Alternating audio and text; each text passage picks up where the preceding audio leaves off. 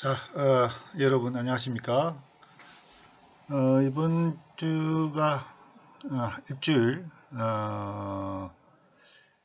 수업이 없는 한 주간이라서 잘 쉬었는지 모르겠습니다. 선고도 잘 하셨으리라고 믿습니다. 에, 오늘부터 이제 한 2주간 한국 자본주의에 대해서 살펴보고자 합니다. 저번 시간까지는 이제 세계 경제, 그러니까 자본주의 경제라고 하는 게 어떻게 탄생이 되었고 어떻게 발전해 왔다 하는 것에서 이제 알아봤고요. 오늘부터 이제 2주간에 걸쳐서 우리나라의 자본주의의 성장 과정에 대해서 이제 알아보는 시간이 되겠습니다. 그래서 한국 경제를 생각할 때 뭐 이 2주간의 수업이 한국 경제를 이해하는데 아주 중요한 내용을 담고 있는 거겠죠.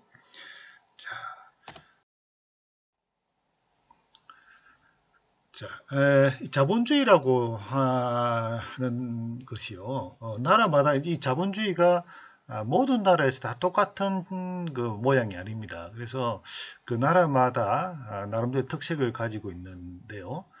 이게 자본주의 경제는 그 발전 과정에 있어서 잠깐만요. 이게 이제 포인트 좀 만들고요.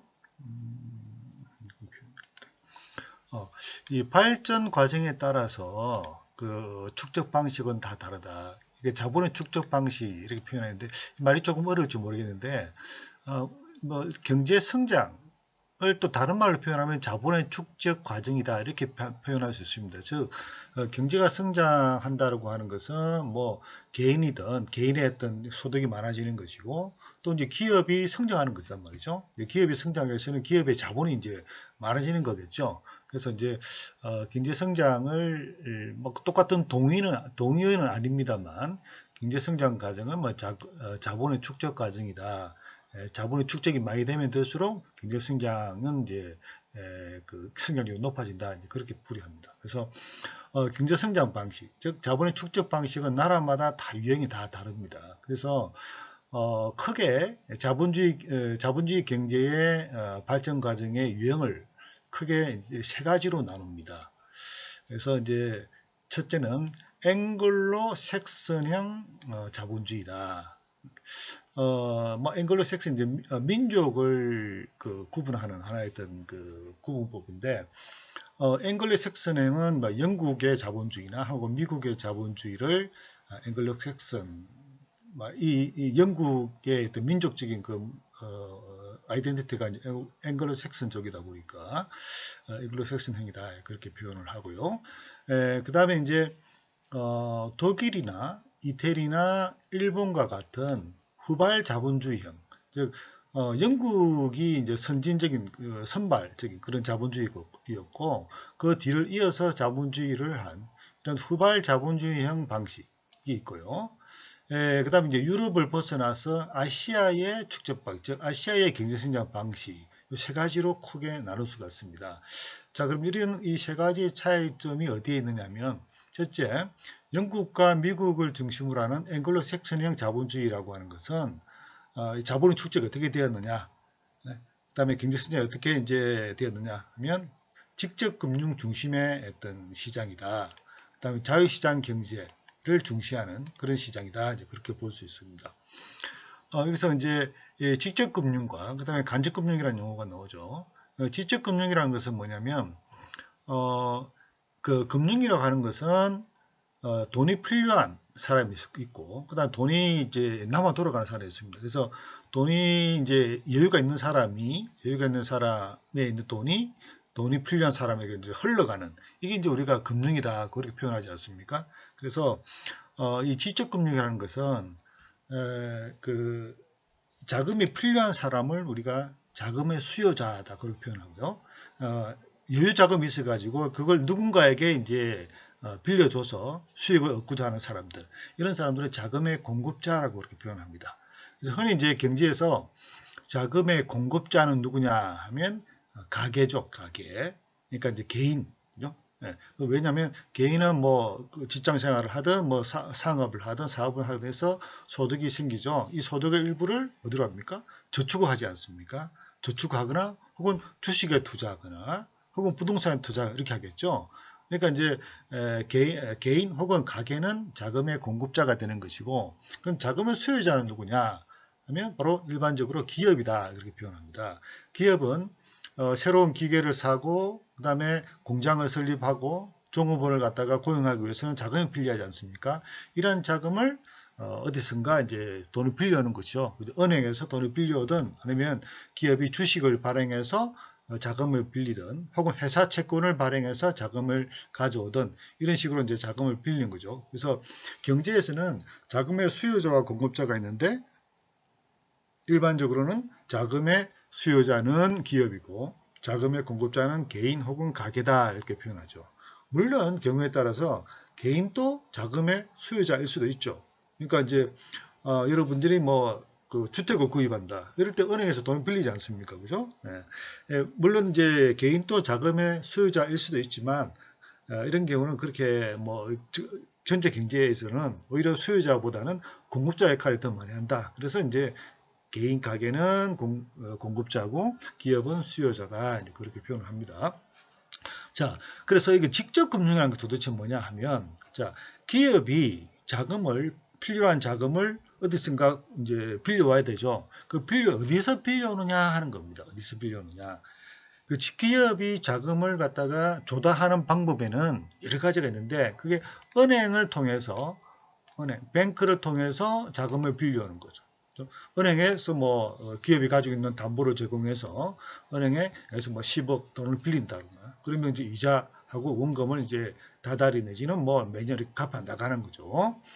그 다음에 기업이 또 자금 하나의 또 대표적인 방법이 바로 주식을 발행하는 거죠. 그 주식회사는 이 주식이라고 하는 종이를 발행해서 이걸 투자자에게 판매하는 거죠. 투자에 판매를 해서 거기서 이제 자금을 조달하는 방법이 되겠죠.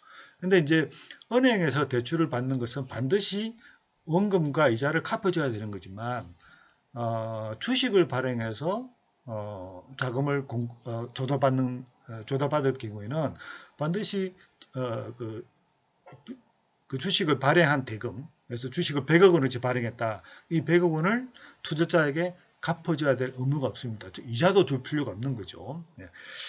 그래서 이제 이런 그다음에 은행, 그다음에 주식을 통한 그런 자금을 조달하는 방법 이렇게 이제 크게 두 가지로 나눌 수가 있는데 주로 영국과 미국과 같은 앵글로 색선형 자본주의 국가들은 이 기업들이 어떻게 자금을 조달하느냐 하니까 은행보다는 주식을 통해서 주식을 발행해서 직접 투자자에게 자금을 갖다가 조달한다. 이런 어떤 형식으로 이제 자금을 많이 조달하더라는 이야기죠. 물론 은행을 통해서 자금을 조달하기도 합니다만 그 비율로 보면 은행에 가서 대출을 받는 것보다는 주식을 발행해서 자금을 조달해서 자본 축적하는 이런 어떤 방식을 택하더라 하는 이야기죠. 이에 비해서 간접금융 방식은 뭐냐?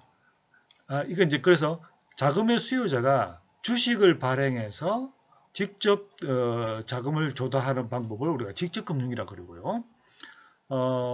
주식을 발행하기보다는 은행 대출을 통해서 자금을 조달하는 방법을 우리가 간접금융 방식이다 그렇게 표현을 해요. 왜 이걸 간접금융이 하냐면 자 은행은 어디서 돈이 들어오냐면 자 여러분들이 가게 그죠? 가게가 가지고 있는 돈을 가게가 내 돈을 은행에 예금을 합니다. 그죠? 은행을 예금하고 이 은행은 이 예금 받은 그죠? 이 돈을 가지고 기업에게 그죠? 기업에게 돈을 빌려주잖아요. 그죠? 그리고 기업 입장에서는 그 가게로부터 직접 돈을 받는 거 조달받는 것이 아니라 은행을 통해서 즉 어떤 중개 기관이 있다는 얘기죠. 은행을 통해서 이제 자금을 조달받는다. 이런 의미에서 이제 간접금융 방식이다. 이제 그렇게 표현을 합니다. 그래서 기업이 자금을 조달할 때 은행을 주로 많이 이용해서 자금을 조달하는 그런 그 금융 방식을 간접금융 방식이다. 그리고 주식이나 혹은 회사 채권이죠. 회사채를 발행해서 자금을 조달하는 방법. 이것은 이제 직접 금융 방식이다. 이제 그렇게 표현을 합니다. 그래서 이제 영국과 미국은 직접 금융 중심의 어떤 그래서 이제 자금을 많이 조달했다는 것이고요.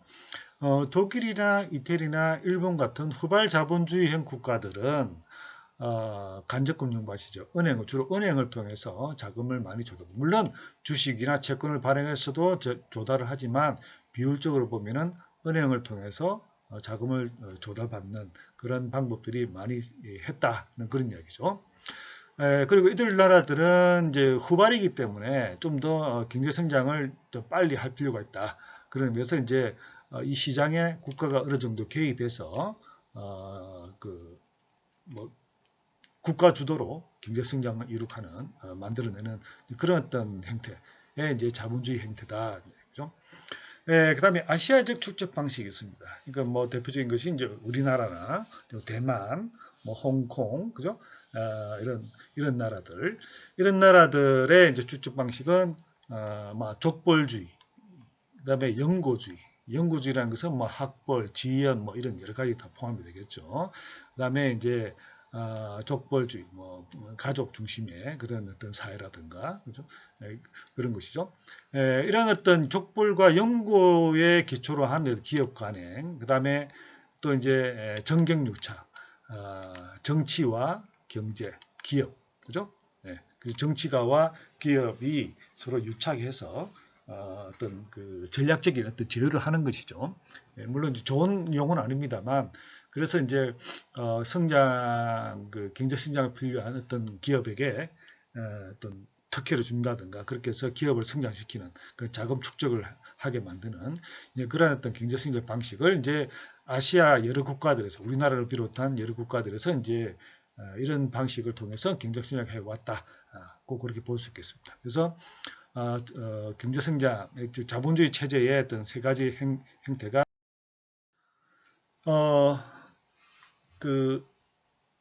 유엔에서 발행한 동아시아의 기적이라고 하는 유명한 보고서가 있는데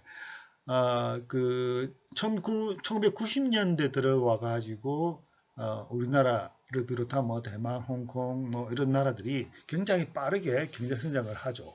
그래서 아시아 지역에서 이제 빠른 경제 성장을 하는 나라들이 있어서 이런 나라들의 제목을 이제 우리가 동아시아의 기적이다, 뭐 기적적인 경제 성장을 이룩하더라는 얘기죠. 그래서 유엔에서는 자 21세기는 아시아 시대가 될 것이다. 즉 세계 경제의 성장은 아시아가 이끌어 나갈 것이다.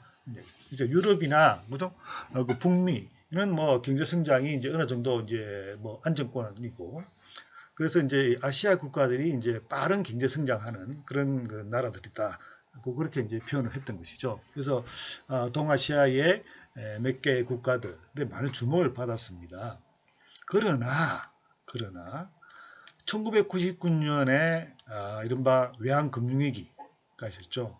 이로 인해 가지고 여러분 아시다시피 이제 우리나라나 그죠? 그다음에 뭐 홍콩, 그다음에 뭐 말레이시아, 그죠? 그다음에 태국 이런 나라들이 굉장히 그 경제적인 어떤 위기에 봉착하는 그런 어떤 상황이 벌어졌죠. 그러다 보니까 그전까지 굉장히 동아시아 국가들이 빠른 경제 성장해 왔는데 이런 위기를 겪다 보니까 아시아형의 자본주의 체제, 그 아시아형이 어느 정도 한계에 있는 것이 아닌가, 이게 지속적인 성장이 가능할까라고 하는 어떤 사람들의 어떤 회의를 이제 가지게 시작하죠. 그래서 이런 아시아형의 한계는 그 어디에서 기인하는 것인가 이렇게 보면 우리가 앞 시간에 신자유주의를 배웠죠. 그죠? 1980년대 이후에 본격적으로 신자유주의적인 그런 어떤 그 조류가 있었고, 이런 이 신자유주의라고 하는 것은 뭐 자유시장, 그 다음에 자유경쟁을 강조하다 보니까 국가 간의 이제 경제적인 장벽을 허문다는 얘기죠. 이른바 우리가 경제의 세계화 혹은 국제화라고 표현할 수 있는데, 이런 그 시장을 개방을 통한 세계화 물결에 따라 가지고 아시아 이들 나라들은 뭐 이렇게 어느 정도 경제적으로 이제 어떤 그 문호가 이제 닫혀 있는 상태였는데 이런 대외 시장을 개방을 통해서 경제 성장을 해 왔던 나라들이죠. 이런 기적을 이뤄왔던 나라들이죠. 근데 이런 그 선진국에서 실시한 신자유주의적인 어떤 그 조류에 타서 그런 조류를 올라타서 시장을 개방하고 하는 데 대해서 어느 정도는 성공을 했지만 이게 이제 결과적 위기가 되겠다 보니까 이게 좀 뭔가 좀 한계가 있다 혹은 문제가 있다 이러한 어떤 것이 이제 좀 드러나기 시작을 하게 됩니다. 자, 그래서 이러한 위기들은 아시아적인 삶의 가치와 서구적인 삶의 가치의 충돌이라고 하는 정면에서도 생각해 볼 수 있다. 즉 아시아적인 삶의 가치는 집단주의적인 사회관계이고 서구적인 것은 개인주의적인 사회관계라는 얘기죠. 여기에 따른 어떤 불일치의 문제, 불협화음의 문제가 또 위기의 하나의 어떤 단초가 될 수 있다는 그런 이야기가 되겠죠. 그래서 과연 이런 동아시아 지역에서의 성장이 이제 여기서 지속 가능한 성장이 가능한가에 대한 것이 이제 의문점으로 남게 되는 거죠. 앞으로 이제 그러니까 이제 우리나라도 앞으로 이제 성장을 계속해 나가야 되는데 이게 성장을 하는데 성장하다가 멈추고 혹은 마이너스 되고 또 좀 이따가 성장하고 이렇게 되면 성장이 굉장히 불안정하지 않습니까? 경제가. 그러니까 지속적으로 이렇게 쭉 꾸준히 성장하는 것이 중요하다. 그래서 지속 가능한 성장은 과연 가능할 것인가에 대한 것이 이제 우리 앞으로 몇 주간을 통해서 이제 살펴봐야 될 하나의 큰 과제가 되겠습니다. 자, 우선 시작하며 해서 본론에 들어가기 전에 우리나라 해방 이후에 우리나라의 경제 상황에 대해서 아주 간단하게 통계 수치를 가지고 한번 살펴보도록 하죠. 자, 우리 해방 이후에 거의 성장을 하지 못하다가 1960년대 들어서 이제 우리는 본격적인 경제 성장을 하게 됩니다. 그 이후에 이제 세계에서도 아주 가장 빠른 그런 경제 성장을 이룩하게 되죠. 이 통계를 보면 2019년에 한국의 GDP, 그 GDP는 뭐냐면 국민 총 생산을 의미합니다. 그러니까 1년 동안 그 나라의 국민이 얼마만큼 생산해냈는가, 그거를 금액으로 따져본 거죠. 그러니까 이제 그 나라의 시계가 뭔데 그 나라의 경제 규모다 그렇게 보시면 되겠습니다. 우리나라의 경제 규모는 2019년에 달러로 환산해 보니까 1조 6,300억 달러 정도 되더라. 전 세계를 보니까 세계에서 12번째로 경제 규모가 큰 나라더라. 우리나라는 지금 경제 규모를 보면 12번째로 큽니다. 그러니까 그 세계에서도 유수의 경제 규모를 가지고 있는 나라다. 그거 볼 수 있죠. 참고로 경제 규모가 가장 큰 나라 어디냐? 여러분 아시다시피 미국입니다. 미국은 그 나라의 경제 규모가 21조 4천억 달러 정도 되죠. 두 번째 경제 규모가 큰 나라는 14조 1,400억 달러를 가지고 있는 중국이죠. 그 다음 세 번째는 일본 5조 1,500 달러 정도 이렇게 됩니다. 그래서 이거를 이제 그 나라의 인구로 나누면 1인당 GDP가 되겠죠. 우리가 하는 이제 국민소득이다고 하는 거 되겠죠. 그죠? 네. 국민소득으로 보면 어떻느냐? 국민소득으로 보면 그 세계 1위는 경제 규모는 미국 1위지만 미국은 경제 규모 1인당 국민소득으로 보면 1위 국가가 아닙니다. 훨씬 더 밑에 있습니다. 지금 현재로 봐서는 2019년 기준으로 보면 그 룩셈부르크가 약 8만 달러 정도 1인당 그죠? 1인당 GDP가 8만 달러 가까이 이렇게 해서 이제 세계 1위 국가죠. 미국은 한 7인가 8인가 정도 된다고 이제 봅니다. 자, 2인 국가의 중국은 훨씬 밑입니다. 훨씬 밑에 있습니다. 이건 이제 워낙 중국 인구가 많다 보니까 1인당 국민소득 보면 아주 밑으로 내려갑니다. 그럼 우리나라는 어떻느냐? 우리나라는 경제 규모는 세계 12위입니다. 12위인데 2019년의 기준으로 보면 1인당 국민소득은 전 세계에서 26위입니다. 26위. 26번째로 국민소득이 높은 국가다. 그렇죠. 자, 참고로 일본은요. 일본은 1인당 국민소득 보면 23위입니다. 그러니까 이제 일본과 우리나라의 국민소득 수준은 아주 근소한 차이입니다. 그러니까 작년 기준으로 보면 우리나라는 1인당 국민소득이 34,000달러 정도였고 일본은 36,000달러 정도, 약 2,000달러 정도죠. 그러니까 뭐 이거는 이제 향후 몇 년 사이에 역전이 될 수도 있다. 이제 그렇게 보여집니다. 어쨌든 60년대 이후에 본격적으로 우리는 경제 성장을 해서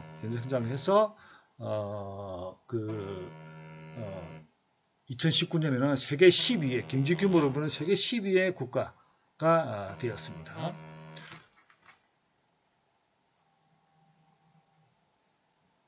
자, 그다음 그래서 1960년 당시에 우리나라의 한국의 GNP 여기서 GDP 넣었다 다시 GNP 넣는데 옛날에는 그러니까 한 20년쯤 전까지는 그 경제 규모를 GNP라고 하는 그 통계를 썼습니다. 근데 그게 이제 그 이후에 GDP로 바뀌었죠. 그러니까 이게 이제 용어가 바뀌었다고 그렇게 보시고 내용은 좀 내용이 좀 다르긴 한데 어쨌든 이것도 이제 이 당시에 60년 당시에 이제 경제 규모를 알려주는 하나의 지표가 이제 GNP였습니다. 그 당시에 우리나라의 GNP는 19억 4,800만 달러였고, 그죠? 1인당으로 나누면 80달러였어요. 1인당 소득이 80달러였어요. 그러니까 지금은 33,000달러인데 60년에는 1인당 GNP는 80달러였으니까 굉장히 적죠. 그러니까 이때는 세계 최빈국 중에 하나였습니다. 우리나라가 세계에서도 아주 못 사는 나라 중에 그런 하나의 나라죠. 그러니까 불과 한 5, 60년 만에 세계에서 유수의 경제 규모를 자랑하는 나라로 아주 급속히 성장했다. 그런 걸 이제라고 볼 수 있죠. 그래서 우리나라의 경제 성장 과정을 보면 굉장히 빠르기도 하거니와 굉장히 파워풀했다. 이제 그렇게 볼 수가 있겠습니다. 자, 이러한 60년 이후에 그 경제 성장을 해왔는 이 성장 과정에서 아주 중요한 어떤 현상을 보면 제조업이 크게 성장을 하고 농림, 그다음 임업, 업, 이런 농림업의 몰락이 주목할 만한 현상이었다. 그래서 60년대 초반 전체 산업 생산 대비해서 농림업, 그러니까 이거 우리가 흔히 1차 산업이라 그러죠. 그죠? 1차 산업. 농림업의 비중은 전체의 40%였습니다. 근데 이 60년 이후의 경제 성장, 그 산업화 과정을 거치면서 1970년대 중반이 되니까 광공업이 농림업을 앞지기 시작합니다. 그죠? 광공업이. 그래서 그러다가 80년대 되니까 여러분 이제 흔히 이제 우리가 제조업들이 이제 생겨나기 시작하죠. 생겨나고 그 다음에 성장하기 시작하죠. 그래서 농림업과 제조업의 비중이 1대3이 됩니다. 그죠? 네. 그러니까 제조업이 더 이제 많아지게 되는 거죠. 네, 그 다음에